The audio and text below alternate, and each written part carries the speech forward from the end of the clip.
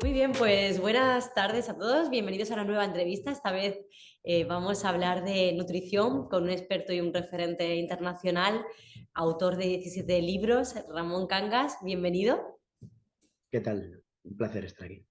Muchas gracias. Bueno, Ramón, antes de nada, para aquellos que no te conozcan, cuéntanos de forma muy resumida, muy breve. Sé que es complicado porque tienes un extenso currículum. Nosotros ya te conocemos bien porque te hemos incorporado al equipo de Soho en el área de nutrición, pero cuenta a nuestros pacientes brevemente a qué te dedicas y por qué estás hoy aquí. Vale, sí, yo soy dietista nutricionista y doctor en ciencia de los alimentos y también soy biólogo sanitario y doctor en biología funcional y molecular. Me dedico profesionalmente a la nutrición, por un lado atendiendo a pacientes en clínicas, pero también por otro lado tengo otra vertiente que es la investigadora en grupos de investigación nacionales e internacionales, pero yo siempre digo que esa parte de investigación tiene una función, poder ofrecer la nutrición basada en la evidencia científica al paciente. Es decir, entramos en investigación, pero siempre una nutrición que puede ser aplicada a la vida real del paciente. Muy bien, pues Ramón, yo creo que en el ratito que vamos a estar contigo vamos a aprovechar para hablar sobre falsos mitos, sobre temas creo que son interesantes para todos, no solo para nuestros pacientes de Soho, porque como sabes, la nutrición, no sé si ahora es algo que todavía está más de moda, ¿no? El empezar a cuidarse, a personalizar un poco la dieta más allá de contar calorías, como tú comentabas en el libro. Y la primera pregunta que te quiero hacer, que probablemente tendrán muchos de nuestros pacientes, es ¿cuáles son los finales básicos o cuál consideras que serían los tips, de forma muy resumida, que le podríamos dar a un paciente a la hora de enfocar su nutrición? Bien, aunque efectivamente luego cada persona es un mundo y siempre que hay que individualizar, sí es verdad que hay unos patrones generales que podemos utilizar como consejos para la mayor parte de la población.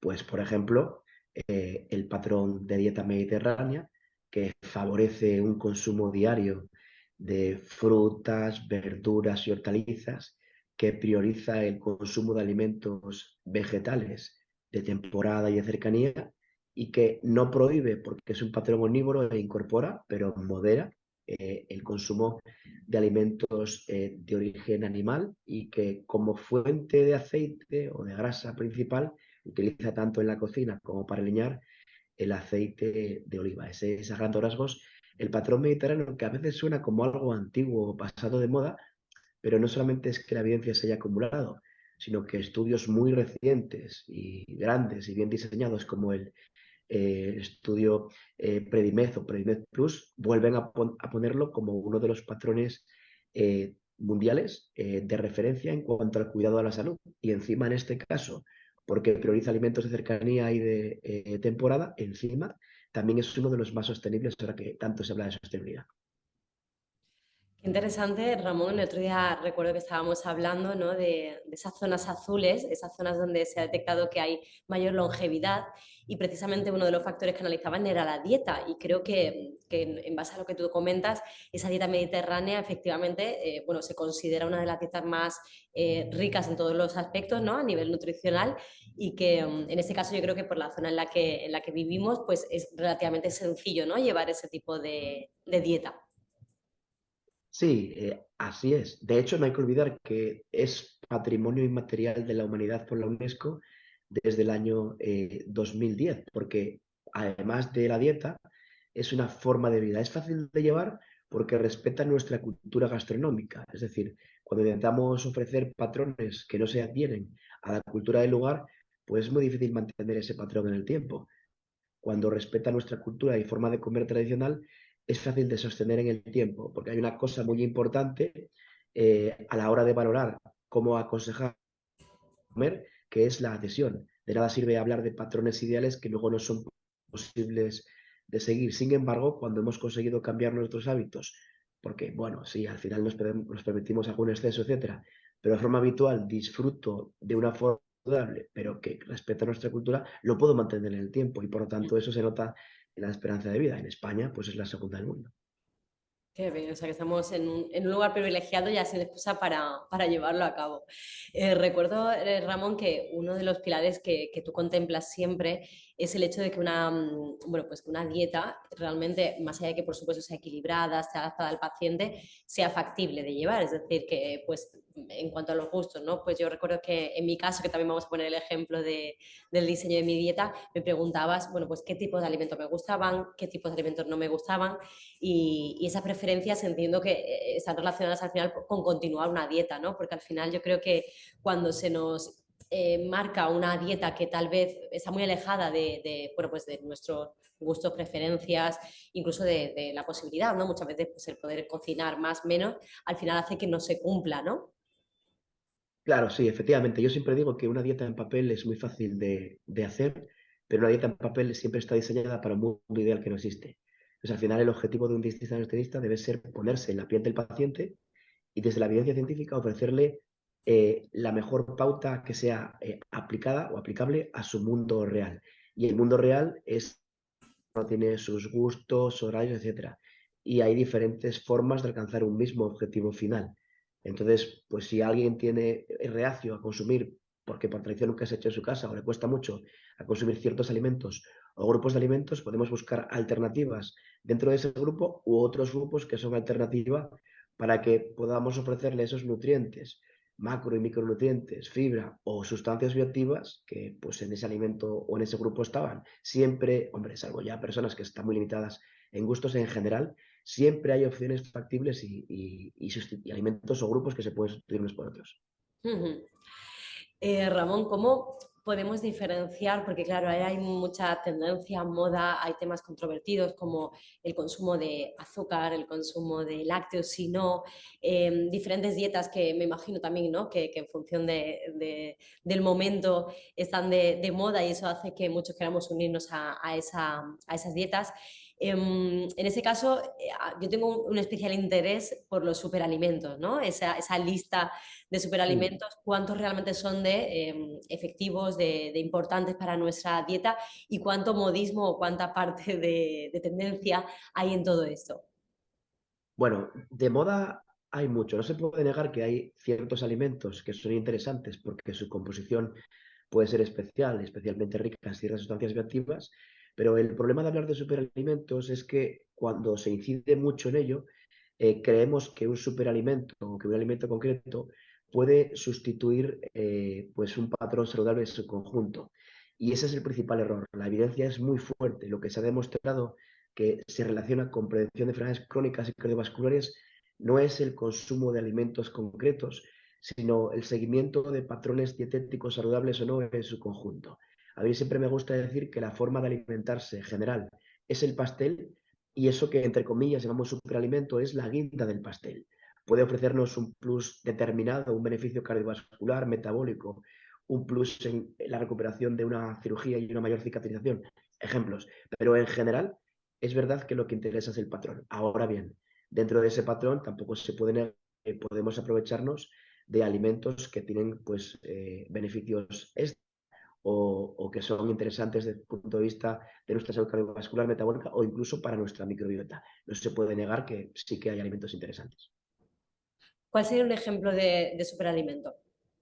Bueno, aunque no es muy de moda en el sentido de que, bueno, parece que ya se da porque es un alimento tradicional, el yogur podemos considerarlo entre comillas un superalimento. No es un término que a mí me guste por eso, porque puede dar lugar a mala interpretación, pero sí puedo considerarlo un alimento muy interesante, porque hay una evidencia muy fuerte que las leches fermentadas, ya sea yogur, kéfir o leches con bifidus, en su versión entera y no azucarada, se relacionan de forma importante con la reducción del riesgo cardiovascular y metabólico. Por ejemplo, el yogur natural entero no azucarado se relaciona con una reducción de los 5 componentes del síndrome metabólico. Eso en una sociedad como la actual, donde pues síndrome metabólico lo tiene muchísima gente, pues es un alimento súper interesante a incluir.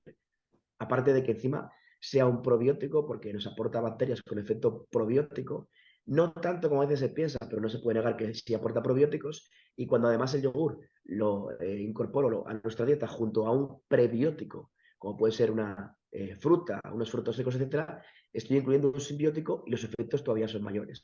Parece que, bueno, como es un alimento de toda la vida, no, pero sí que es un alimento muy interesante y incluso todavía recuerdo hace tiempo un estudio realizado en Inglaterra donde se decía que la inclusión de un yogur natural entero no azucarado al día significaría miles de millones de libras esterlinas en el gasto sanitario por la reducción de riesgo de diabetes tipo 2 y por los fármacos que tienen que tomar los diabéticos, etcétera, etcétera.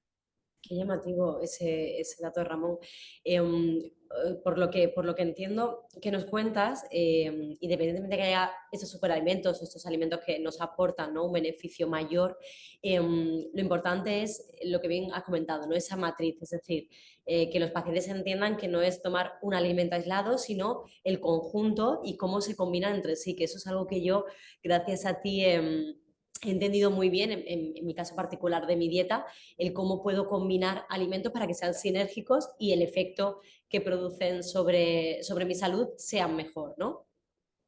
Claro, efectivamente, durante mucho tiempo, quizás en los 90, principios del año 2000, se dio demasiada importancia a recomendación de kilocalorías determinadas, de macronutrientes, es decir, cuánta proteína tiene tu dieta, hidratos, grasas, kilocalorías.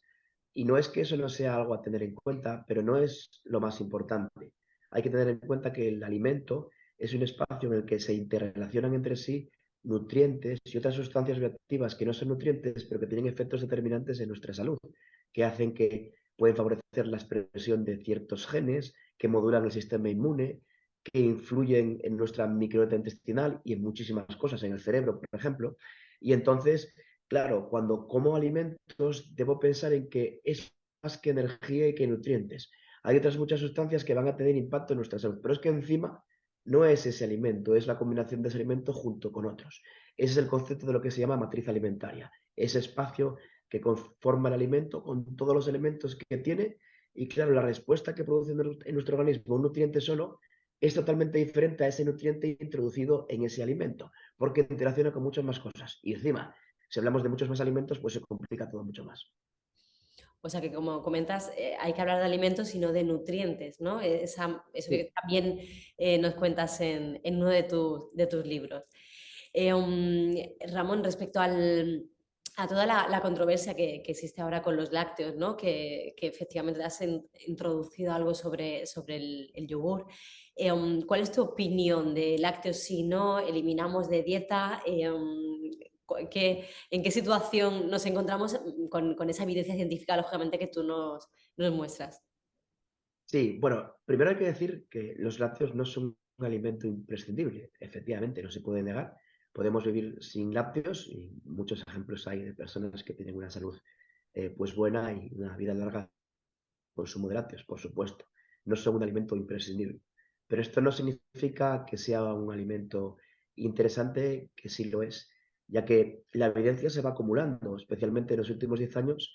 Hay muchísimos metaanálisis y revisiones sistemáticas de ensayos clínicos aleatorizados, donde una y otra vez se demuestra que el consumo de lácteos no se relaciona con un incremento de la mortalidad total ni por causas específicas, incluyendo cáncer, como a veces podemos leer por ahí, y además se relaciona con muchos beneficios, sobre todo cuando hablamos de lácteos fermentados, como comenté antes, kefir, yogur, leche con bífidos u otros, en relación al riesgo cardiovascular y metabólico, en la prevención y una vez que está instaurado. También es verdad que la inclusión de lácteos en la dieta se relaciona con un menor porcentaje de grasa y además se conocen los mecanismos de acción, además de un mejor mantenimiento de la masa muscular, algo que es también muy importante porque el músculo produce miocinas que al final actúan en muchos ejes corporales y perder el músculo es algo que no es nada interesante. Ujú. Entonces, en este sentido, yo, en mi posición es clara.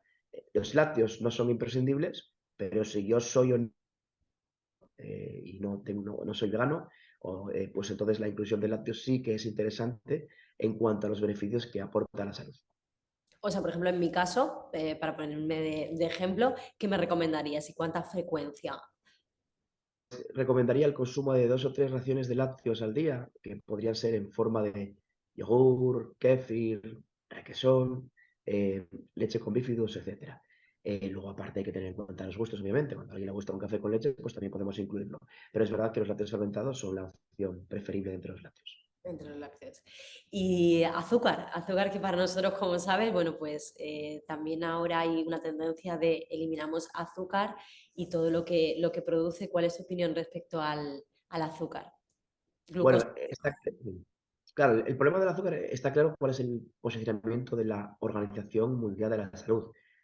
Los azúcares libres, y claro, azúcares libres se entiende por aquellos que, uno, añade la industria alimentaria, por ejemplo, yo que sé, un yogur sabor fresa, añade el cocinero en un restaurante al flan, o añado yo en casa a las o también los azúcares que están presentes en mermeladas, siropes de la propia miel o en los zumos, que luego podemos hablar de los zumos.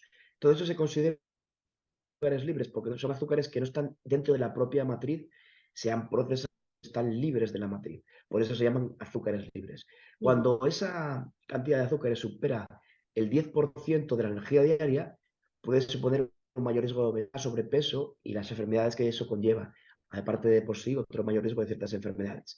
Entonces, debe estar por debajo de esa cantidad. Pero esa cantidad o ese 10% nos da margen a disfrutar un poco de la vida, que también comer es un placer, y incorporar, no sé, un vaso de zumo, una cucharada sopera de miel o de mermelada u otras opciones, está dentro de ese rango de por debajo del 10% de energía diaria y por lo tanto no es un problema. Y lo que tampoco es un problema son los azúcares intrínsecos, los que de forma natural están presentes en la matriz alimentaria porque esos no producen picos de glucosa ni riesgos. Por ejemplo, la fructosa que está formando parte de la propia fruta cuando me la como entera, Ujú. la lactosa que está en el yogur cuando me tomo el yogur sin azúcar añadido, etcétera, etcétera. O el almidón que está en el arroz, en la pasta, en el pan o en las patatas.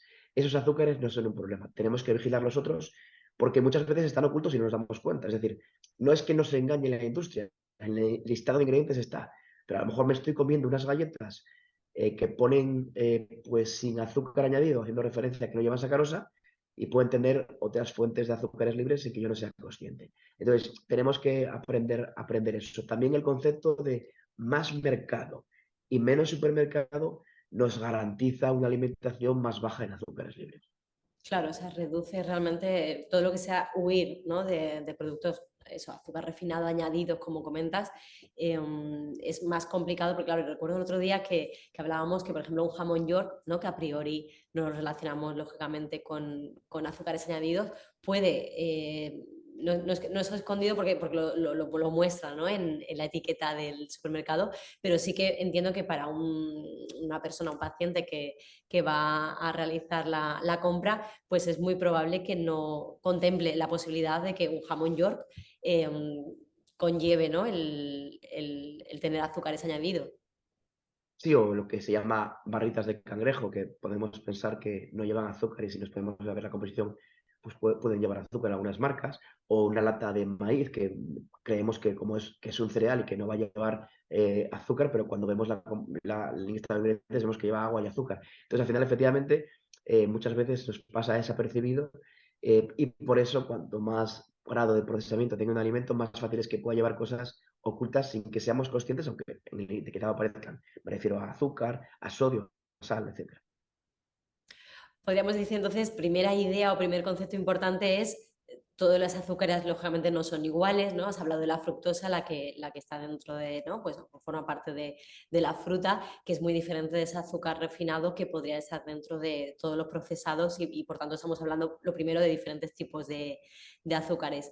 Y por otro lado, entiendo también que dentro de esa dieta, como has comentado, siempre podemos contar o contemplar un porcentaje que al final el azúcar también proporciona energía, es importante, ¿no? Por una serie de funciones, sabiendo exactamente dónde incorporarla y a través de qué alimento, ¿no? Sí, sí, efectivamente. Al final, si somos conscientes de que en general sigo una alimentación en la cual pues doy más importancia o doy importancia a los azúcares que están presentes de forma de alimento, ese no es ningún problema. Y sé que tengo pues ese 10% que me permite pues disfrutar un poco de la vida y aportar una energía extra sin que sea un problema, pues en forma de miel, mermelada, echar un poco de sirope, o bueno, o tomarme un buen vaso de zumo, que son azúcares libres y que tiene otra serie de sustancias bioactivas interesantes. Ahora que has dicho zumo, yo creo que también es otro de los, ¿no? de los temas controvertidos. El otro día comentabas que hay diferentes formas, ¿no? de ingerir, de tomar esos zumos. ¿Cuál es tu consejo, tu opinión?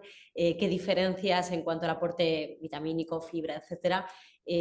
¿O cuál es la forma más recomendada para tomar esos zumos? Bien, la verdad es que no se puede negar que es muy preferible el consumo de fruta entera, es la recomendación básica. Ahora, una vez que tenemos garantizado un aporte básico de 5 o más raciones diarias entre las frutas y verduras y hortalizas, la incorporación, como dicen los expertos, de un vaso de zumo al día no supone un problema, sino al revés, puede suponer beneficios. Entonces, muchas veces, porque los mensajes de nutrición que son más extremos o populistas o radicales, parece que tienen luego más viralización y se convierten pues bueno, también una forma de monetizar el mensaje, ocurre que la población está adquiriendo una serie de conocimientos que están claramente sesgados. La evidencia es clara y si vemos la bibliografía podemos observar cómo efectivamente cuando hay un alto consumo de verduras y hortalizas enteras y frutas, el consumo de zumo no supone ningún problema porque es que no son solamente azúcares libres, que sí que los llevan, sino que además tiene pues polifenoles, flavonoides, ácidos orgánicos y otra serie de sustancias con efectos fisiológicos concretos. Y, por ejemplo, hay numerosos metaanálisis que concluyen que el consumo de zumo a una dosis moderada tiene beneficios en la lucha contra la hipertensión, tiene una función antioxidante interesante, puede modular el sistema inmune o reduce el riesgo cardiovascular y metabólico, incluso es apto para diabéticos. Claro, si al final estoy pensando en población mexicana o estadounidense, donde se bebe poca agua y si no son refrescos se beben a lo mejor dosis masivas de zumos, pues entonces, claro, beberme 2 litros de zumo al día supone una ingesta calórica brutal y Ya. eso es un problema. Pero en España las encuestas pues concluyen, al igual que el resto de Europa, que el consumo de zumo pues está por debajo de las 200 mililitros, es decir, un vaso de zumo, un vaso de día, al zumo de día, al día, que es más o menos lo que recomienda la OMS por debajo de ese 10% de kilocalorías ingeridas en forma de azúcares libres. Y eso no supone un problema, eso supone un beneficio. Si vemos un poco los medios de comunicación, vemos que ha habido muchas polémicas en los últimos tiempos. Por ejemplo, se acaba de publicar y salió en los diarios de máxima tirada un metaanálisis donde se citaba a Harvard, a Toronto, a universidades siempre potentes, donde se decía que el consumo de zumo se relacionaba con la obesidad. Pues bueno, cuando me he dedicado, me sorprendió al analizar al detalle ese estudio, pues claro, como siempre pasa, la gente o los divulgadores que lo comentaban no se habían leído el estudio. El estudio era que en 4 años los niños que tomaban zumo a una dosis bastante más elevada que se tomaba en Europa ganaban como 25-30 gramos de peso. Eso no es significativo, no es clínicamente relevante. Cuando se habla muchas veces de estudios científicos hay un error garrafal que se comete. Que algo sea estadísticamente significativo no quiere decir que sea clínicamente relevante y ese error lo cometemos una y otra vez. Luego, además, se hablaba del índice de masa corporal en niños, donde hay cambios importantes en la composición corporal. Puede ser agua extracelular, puede ser masa muscular. No tiene por qué ser necesariamente grasa. Dan por hecho que el incremento de peso es grasa, aparte que era una cantidad despreciable. Pero es que luego ese estudio incluía estudios observacionales de América que sesgaban el resultado, porque en Europa las conclusiones eran totalmente diferentes. Pero al unir todo, pues por los estudios americanos de América del Norte y del Sur, antes hablé de Estados Unidos y México, donde se veían dosis masivas, sesgaban el estudio de aquí, donde lo que se ve es un vaso. Y luego, los estudios observacionales siempre nos dicen una cosa, correlación no causalidad. Un estudio observacional nos orienta, hay que confirmarlo con ensayos clínicos. Bueno, pues los ensayos clínicos que se incluyan en el estudio concluían exactamente lo contrario, en parte al menos. Por lo tanto, al final, detrás de esos mensajes radicales que cambian un poco lo que previamente os he dicho, suele haber mensajes sesgados que intentan luego vendernos libros, entrevistas, viralización, porque la divulgación profesional pues es una forma de monetizar y hay que tener cuidado con eso también. Claro. Yo creo que, Ramón, sin duda tenéis un rol esencial en tu caso, que tienes una parte científica, el interpretar, ¿no?, esos estudios y después darle realmente, bueno, pues una divulgación correcta o un enfoque correcto, porque al final es una información que llega a la población y que según cómo se interprete puede ser algo sesgada, ¿no? Como bien dices, pues no es lo mismo incrementar peso que tener, bueno, pues o tener un impacto a nivel estadísticamente significativo, no es lo mismo que tenga un impacto a nivel clínico, ¿no? Entonces eso yo creo que sin duda también vosotros tenéis un papel importante que al final transmitís esa información y que después se pueda realmente obtener la utilidad de ese tipo de estudios. Ramón, hablamos de la pirámide nutricional, creo que todos tenemos en mente, porque es algo bastante popular, ¿no? Pues al final incluso hay muchas cajas de cereales que tienen esa famosa pirámide. También sé que ha habido mucha controversia con el número bueno, pues de consumo de escalones que tiene esa pirámide y si realmente se invierte el orden o sigue siendo tal y como nos la contaron hace años. ¿Ha habido algún cambio o...? Bueno, realmente la pirámide nutricional, que cada cierto tiempo se cambia en base a la evidencia, es de referencia en España, es la Sociedad Española de Nutrición Comunitaria, y sigue siendo de actualidad.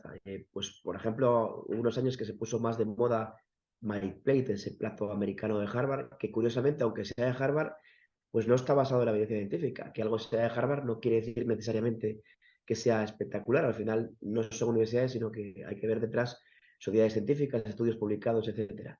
La pirámide alimentaria está basada en el patrón mediterráneo y la controversia que ha habido muchas veces es en relación con los hidratos de carbono, pues si había que incrementar el consumo, reducir el consumo de hidratos, incrementar el de proteínas, etcétera, etcétera. Bueno, sí que es verdad que muchas veces el debate es incluir pues más cereales de grano entero versus pues arroz o pasta en versión blanca, pero también es verdad que muchas veces cuando se piensa en algo, también se debe favorecer la adhesión. De todas maneras, respecto al patrón mediterráneo, yo siempre me gusta decir muy claro que pues, en los años 70 éramos ejemplo mundial en España en relación a normopeso, es decir, aquí había poca obesidad, poco sobrepeso en España y es muy fácil que podamos pensar que tiene una mínima edad lo que se merendaba, pues un bocadillo, el consumo de pan se ha disminuido. Era muy habitual comer lentejas, espaguetis, arroz. Ese tipo de platos era lo habitual. Y estábamos en normopeso y no había sobrepeso y obesidad. Y había mucho menos cáncer de colon y recto.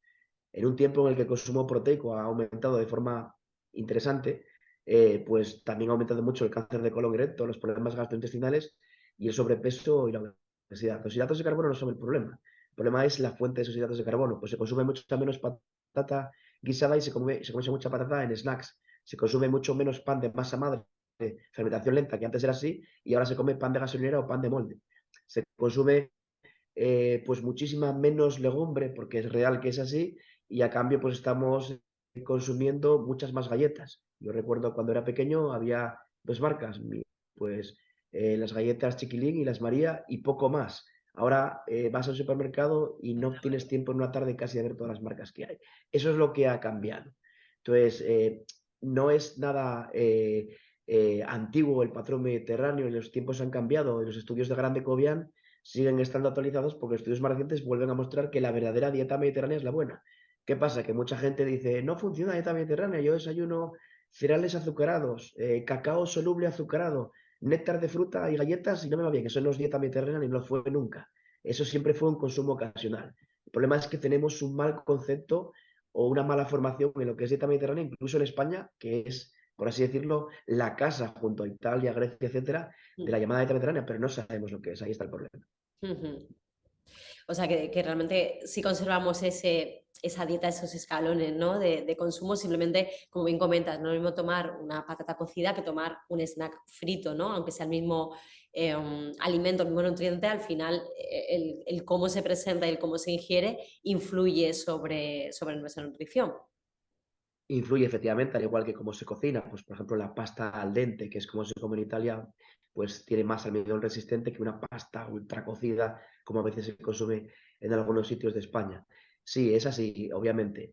De todas maneras, al final, que haya ese porcentaje exacto de hidrato de carbono, proteínas o grasas, no es tan determinante. Lo que sí importa es que haya un consumo ocasional, no prohibido, sino ocasional de los llamados alimentos ultraprocesados, bollos, galletas, dulces, aunque sean tradicionales, siempre han tenido cabida. Nuestra dieta mediterránea tiene dulces típicos pues en Navidad, como puede ser turrón, o de zonas como el arroz con leche o la casadilla en Asturias, la crema catalana pues en Cataluña, o miles de recetas en cada sitio que son para fiestas puntuales y ocasionales como siempre ha sido. Lo que ha cambiado es que se ha generalizado el consumo de ese tipo de alimentos, ya no de forma puntual, sino incluso diaria. Recuerdo estudios realizados en diferentes partes de España en los que yo participé, donde la inclusión en el desayuno o en la merienda de alimentos ultraprocesados tipo bollería industrial, pues lo hacían más del 30% de los niños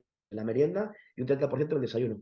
Ese Sí. es el problema, el consumo diario de ese tipo de alimentos. No es el problema si yo he comido arroz o pasta, sino ese tipo de consumo de alimentos ultraprocesados que se ha incrementado de forma dramática en todas las franjas de edad. Ujú. O sea, igual ese pequeño cambio, ¿no? De, por ejemplo, el desayuno en vez de tener pues una galleta, en este caso el sustituirlo por un hidrato de carbono que puede ser, bueno, pues una tostada o algo así, ese simple cambio entiendo que al final tendría un impacto muy positivo, ¿no? En el desayuno de una persona, que muchas veces pensamos, o no sé tampoco la responsabilidad a quien compete, pero sí que muchas veces pensamos que unos cereales, una galleta, incluso con un pack relativamente atractivo, es algo saludable. Le hemos integrado como que, ¿no? Entiendo que cuando las madres y los padres dan de comer, de desayunar eso a sus hijos, es porque realmente consideran o piensan que es algo totalmente saludable, que le aporta energía y todos los nutrientes que necesitan, ¿no? En esa fase de crecimiento. Claro, efectivamente, ese tipo de alimentos son los que a veces, porque tienen un buen, o sea, el paquete es atractivo, tienen un buen diseño y encima pues van a entender de una forma pues un poco engañosa que es un alimento saludable, pues creemos que debemos incluirlo de forma habitual para la alimentación de nuestros hijos o incluso nuestra. Y ese tipo de alimentos deben ser pues consumidos de forma ocasional para el disfrute. Al final son una fuente de azúcares libres y en otros casos también llevan asociados grasas trans, que también al final su consumo habitual es un problema. Generalmente en nutrición no es un problema que haya una fiesta semanal. El verdadero problema es el día a día. Muchos pocos acumulados tienen impacto en nuestra salud, en nuestra ingesta energética, etcétera.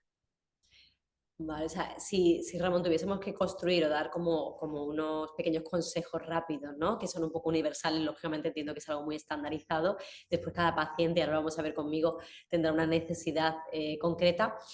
Podríamos decir que los alimentos de consumo frecuente al día se siguen basando en esos hidratos de carbono, pero como tú has comentado, no es lo mismo en una forma o la preparación, el cocinado de esos alimentos. En el caso, por ejemplo, de frutas y verduras, entiendo que también seguimos con esas 5 tomas Sí, diarias o ha habido algún cambio. sí, sigue siendo 3 o más raciones de frutas a diario, 2 o más raciones de verduras y hortalizas, es decir, 5 más raciones diarias de frutas, verduras y hortalizas. La evidencia de ese consumo elevado es muy fuerte en la prevención de ciertos tipos de cáncer en cuanto al control de peso y salud cardiovascular y metabólica. Exactamente lo mismo, y además la propia Organización Mundial de la Salud recomienda el consumo de este grupo de alimentos que el consumo habitual de legumbres. Consumir más veces por semana legumbres que se podrían consumir incluso a diario, Ujú. pues permite adquirir una buena fuente de calidad de proteínas de origen vegetal y asequibles, es decir, baratas relativamente, que además también hidratos de carbono intrínsecos y complejos formando parte de esa matriz, fibra soluble y su consumo habitual también se relaciona con menor riesgo de enfermedad cardiovascular, metabólica, diferentes tipos de cáncer como de colon y recto y un mejor control de peso.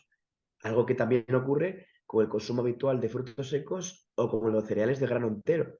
Un pan de masa madre, fermentación lenta y harina de grano entero, pasta integral, arroz integral o bueno, el consumo de arroz o pasta acompañado de abundantes verduras y hortalizas que también nos aportan fibra. Ujú. Eso sigue siendo la base de una dieta saludable que además es más sostenible porque si son de temporada y de proximidad, pues encima contribuye a un patrón sostenible. Y en ese patrón, lo que añado como complemento son las matrices alimentarias animales que también son o tienen sus cosas positivas.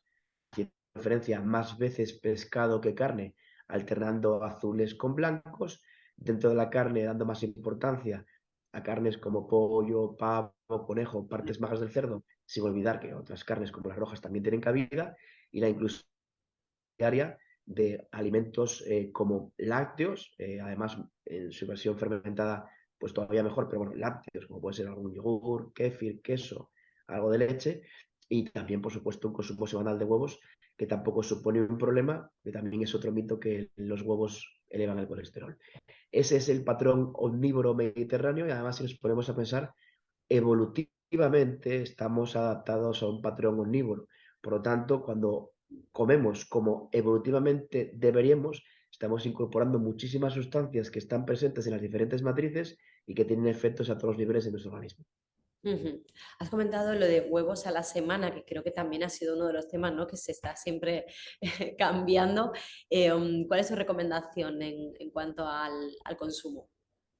Bueno, recuerdo que la Fundación Española del Corazón decía que el consumo diario de huevos no parecía influir en los niveles de colesterol y cada vez son más estudios lo que muestran. Se puede consumir huevos a diario sin ningún tipo de problema e incluso hasta personas que tienen niveles elevados de colesterol si vigilan su dieta y limitan el consumo de grasas trans, azúcares libres, etcétera.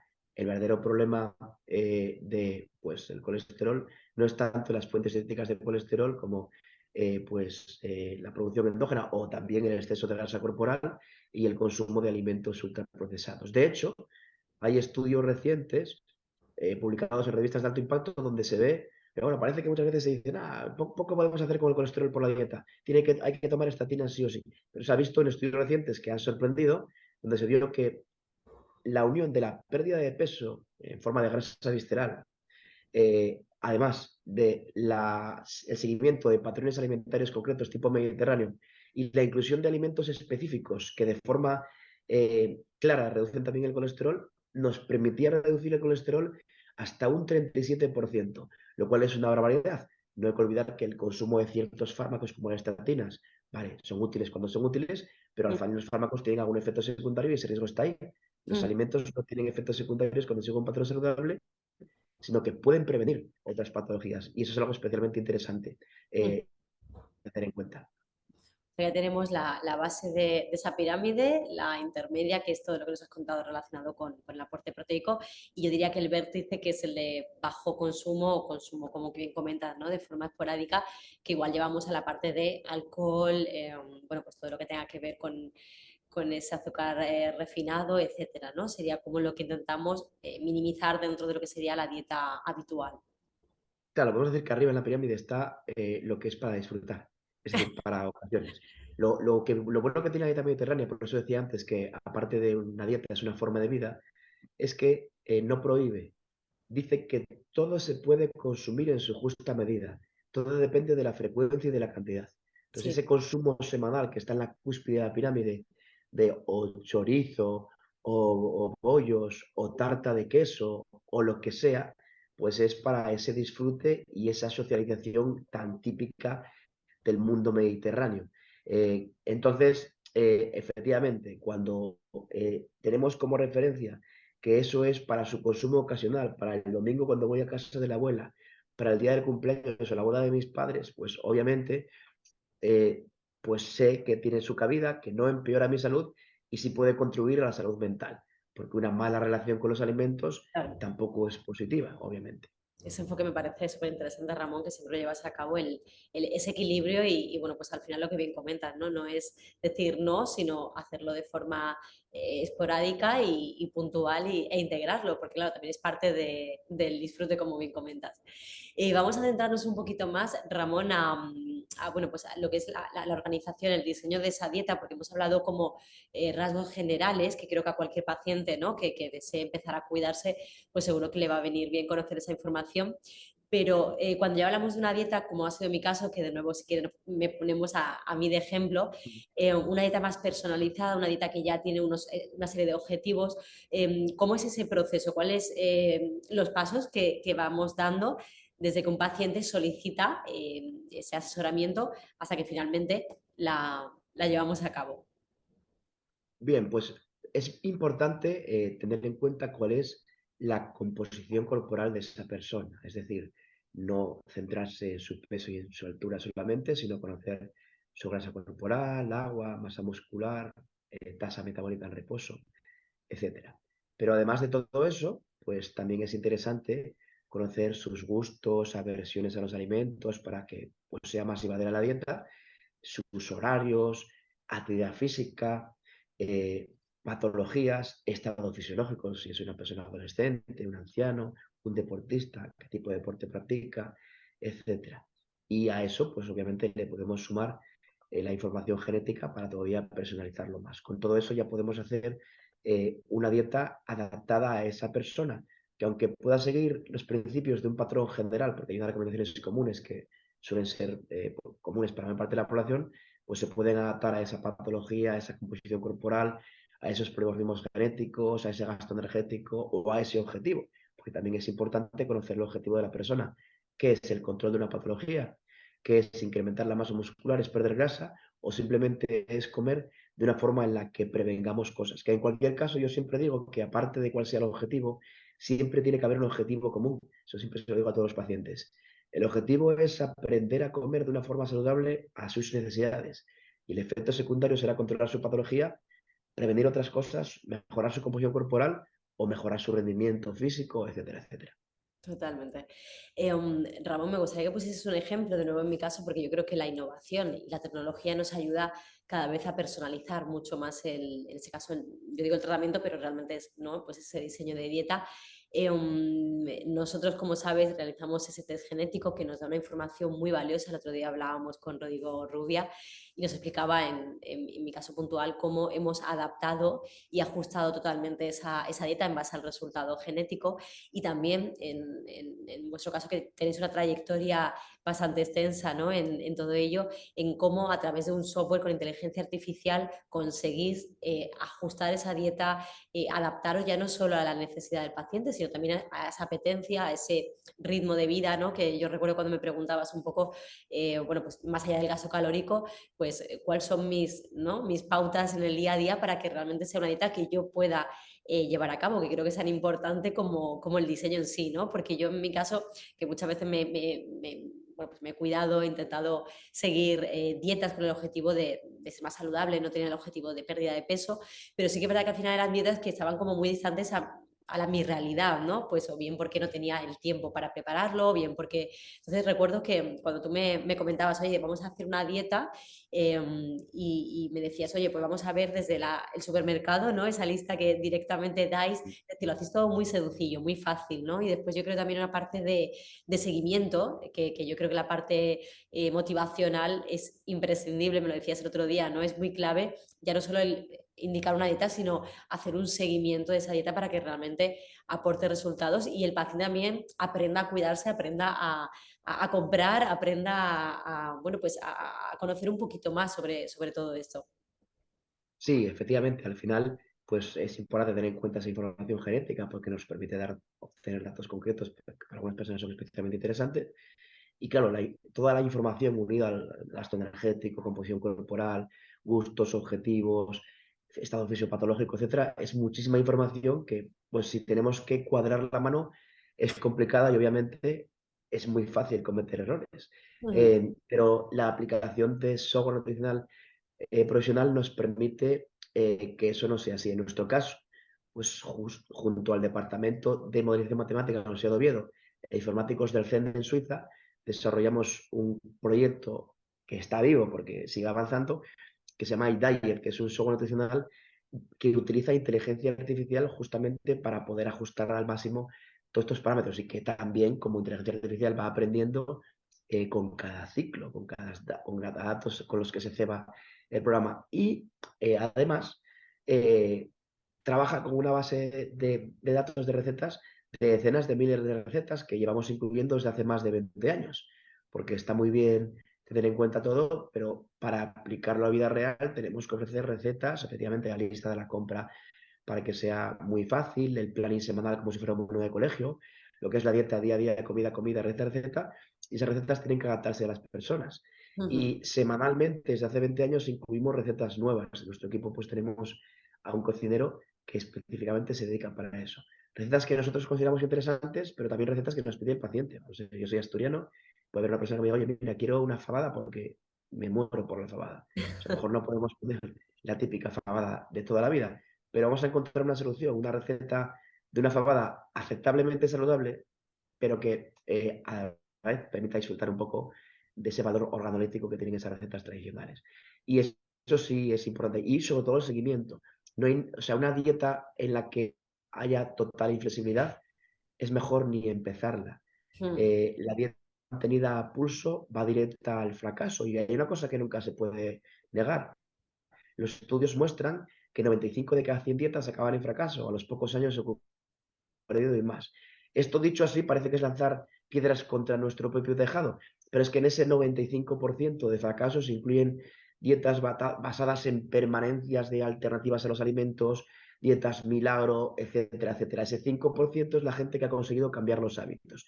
Y no es tan difícil cambiar los hábitos cuando podemos ofrecer un seguimiento permanente, en el sentido de decir, vale, este es el punto de partida, pero estamos en comunicación permanente para que esta semana pues estoy con menos ánimo, quiero cambiar la estructura, esta semana no. Existen muchas estructuras diferentes y caminos diferentes para alcanzar el objetivo final y por el camino, valga la redundancia, podemos ir modificando la estructura porque cada persona es un mundo y tenemos nuestras circunstancias. Y eso es lo que nosotros queremos, que durante todo ese proceso, esos cambios que vamos a hacer y esa adaptación a la vida real de la persona con su vida cambiante, que todos podemos tener una vida cambiante, pues permiten ir aprendiendo. De tal forma que después de ese periodo, cuando ha alcanzado el objetivo, no hace falta aprender nada, ya he aprendido. No hace falta un seguimiento, no podemos depender de un lugar para mantener nuestra salud y un control de peso cuando ya he estado mucho tiempo aprendiendo. Ahí ya sé cómo hacer el resto de la vida y salvo que haya una patología nueva, etcétera, pues lo mantendré para siempre. Pero efectivamente, la comunicación permanente, ya sea vía WhatsApp, teléfono, correo electrónico, es determinante para que la persona encuentre solución al momento y no aguante a pulso hasta la siguiente consulta con el decaimiento, etcétera, etcétera, que eso conlleva. Mm. Es un factor diferencial, sin duda, Ramón, que ayuda muchísimo, que, bueno, en mi caso, por ejemplo, que por motivos laborales viajo también con frecuencia, a veces me cuesta, lógicamente, encontrar, ¿no?, el menú adecuado y eso al final hace que sea flexible y hace que lo puedas realmente cumplir, ¿no? Entonces yo creo que sin duda eso es un factor muy importante que a veces no se tiene en cuenta o que en experiencias anteriores no, o yo por lo menos no lo he visto. También, Ramón, has comentado algo que creo que es muy importante para nuestros pacientes, que es el hecho de que podamos trabajar de forma virtual. Es decir, como sabes, en Soho, que es una clínica que apuesta por nuevas tecnologías, por un sistema más innovador, en el caso del test genético, lógicamente, sí que la tomamos la muestra directamente aquí en la clínica, pero a través de esa información y con toda la...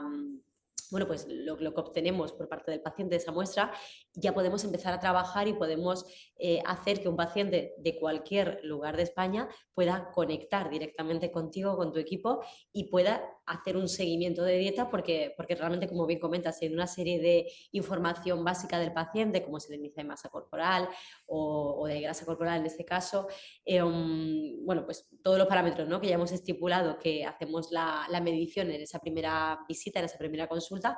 A partir de ahí ya vosotros podéis comenzar a trabajar con el paciente y, como bien has dicho, ¿no?, iros adaptando ya no solo en una base de datos completa, sino con el propio paciente. Siempre podéis enriquecer esa dieta de forma bueno, que va siendo cada vez más sencillo y eso hace, yo creo que no sé si el 100% de cumplimiento, pero sin duda la tasa de seguimiento y de cumplimiento de la dieta seguro que es mayor, ¿no?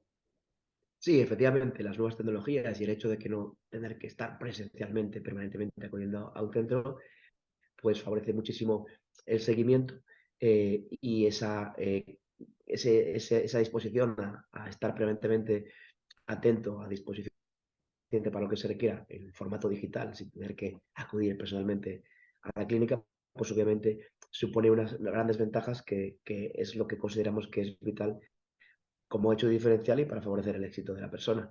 Eso unido a que además, pues siempre una y otra vez, cuando nos ofrecen un mensaje, tratamos de ponernos en su piel para que en esa vida real podamos ofrecerle una pauta dietética adaptada a que viaja mucho, a que come fuera, a que lleva un tupper o a que, pues, por el motivo que sea, tiene que comer en el trabajo. Siempre hay opciones aceptables para cuidar su salud y alcanzar el objetivo. Siempre hay opciones. Si la falta de opciones consideramos que va a ser motivo de fracaso, es que pues no han contratado con nosotros. con nosotros. Por ir concluyendo, Ramón, aunque yo podría estar horas hablando contigo sobre toda esta temática, me parece que es esencial y desafortunadamente a veces estamos, pues eso, muy poco informados, ¿no? De algo tan importante como es la nutrición. Y por poner un ejemplo muy específico para que nuestros pacientes entiendan hasta qué punto podemos ajustar o regular esa dieta. En mi caso, y también me gustaría que hablásemos de forma muy leve sobre la suplementación, que también es algo que incorporamos y que, bueno, igual hay muchos pacientes que piensan que la suplementación es algo que igual te receta un médico puntualmente, no como algo integrado dentro, ¿no?, de lo que es tu dieta en el día a día.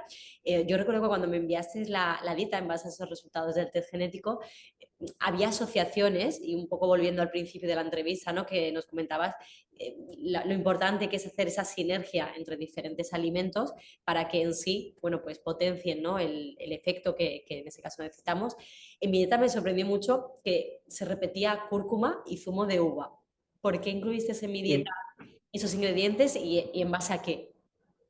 sí, pues el zumo de uva que iba asociado a creatina, pues venía, igual que la cúrcuma, venía derivado de resultados del análisis genético. En un caso, por el daño oxidativo, la cúrcuma es rica en curcumina y muchos estudios han relacionado su inclusión con una disminución del daño oxidativo, y la curcumina que está en la cúrcuma se absorbe más cuando va unida a pimienta negra y a jengibre, que por eso podría aparecer.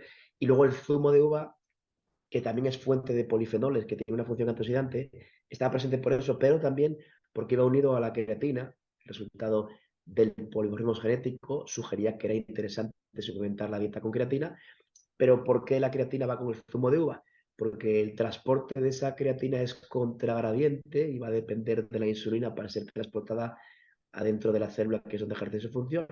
La inclusión de zumo de uva permite la elevación de insulina, ya que el zumo de uva tiene sacarosa, y eso permite entonces que haya pues un impulso de glucosa y por lo tanto de insulina, y un transporte de esa monohidrato de creatina más eficiente.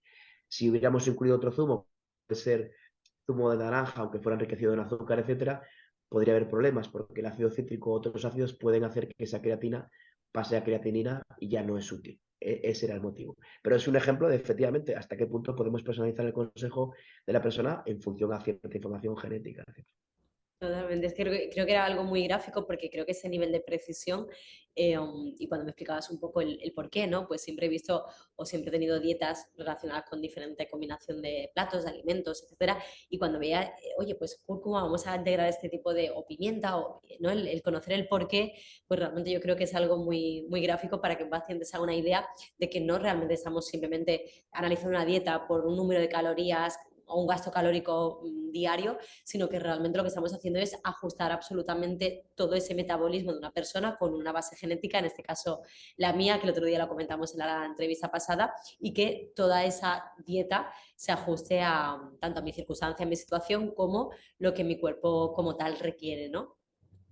Efectivamente, porque además hay que pensar que no solamente estamos pensando, muchas personas a lo mejor quieren perder peso, y si es el objetivo también, pero no solamente estamos pensando en la pérdida de peso, estamos pensando en los daños que conllevan pues no seguir un tipo de alimentación que debiera estar ajustada a nuestras características. Pues si cierta información nos indica que nuestro daño oxidativo está incrementado, como es lógico, pues tenemos que enriquecer la dieta en sustancias bioactivas que ralenticen ese daño oxidativo o que en parte ayuden a que sea modulado, porque si no, pues puede haber un mayor riesgo de patologías, aunque en principio no lo hacemos con la nutrición, pero sí se relacionan. Mm. Degeneración macular asociada a la edad, que es la tipo de ceguera más frecuente en mayores de 50 años, depresión o ansiedad, que se relaciona también con daño oxidativo, inflamación crónica de bajo grado, que a largo plazo puede incrementar el riesgo de enfermedades autoinmunes,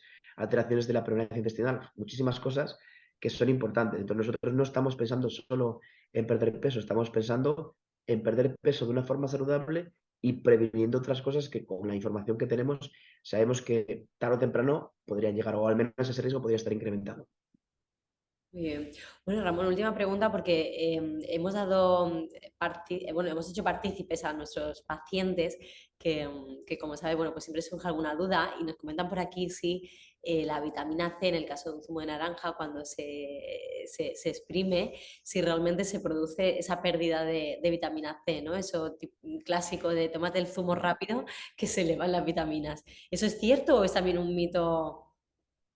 Es un mito. Justamente hace un tiempo, un grupo de investigación y posicionamiento de lo que actualmente es la Academia Española de Nutrición, pues ya había hecho un documento específico sobre eso para decir que efectivamente que era un mito porque la vitamina C se conserva bien, pues algo que haya temperaturas elevadas, una alta exposición a la luz, o sea que si yo me hago el zumo y lo meto en la nevera donde la luz va a estar apagada y estoy refrigerado, esa vitamina C se conserva durante bastante tiempo. Ujú. Bueno, Ramón, yo creo que abarcado diferentes temas. Nosotros, por un lado, queremos darte las gracias, no solo por tu tiempo y por la entrevista y todo lo que nos has contado, sino también por unirte al equipo Soho, que como sabes, aquí con este concepto tan integral, tan holístico, no nos ha dado tiempo de tratar mucho la relación entre la nutrición y el estado de salud bucodental, pero como bien sabemos, todo está conectado, ¿verdad? Al final, toda la parte sistémica está conectado con la salud bucodental. Y en ese sentido, pues vamos a tener la suerte de tenerte cerca, de tenerte aquí con nosotros en el proyecto Soho. Así que simplemente, bueno, dejaremos algún correo también, ¿vale? Si te parece bien, porque seguro que de esta entrevista surgirán algunas preguntas, algunas dudas que pondremos a disposición de nuestros pacientes y de personas que vean la entrevista. Y bueno, con esto, Ramón, de nuevo agradecer tu tiempo. Seguimos trabajando, seguimos en contacto y nos vemos muy prontito.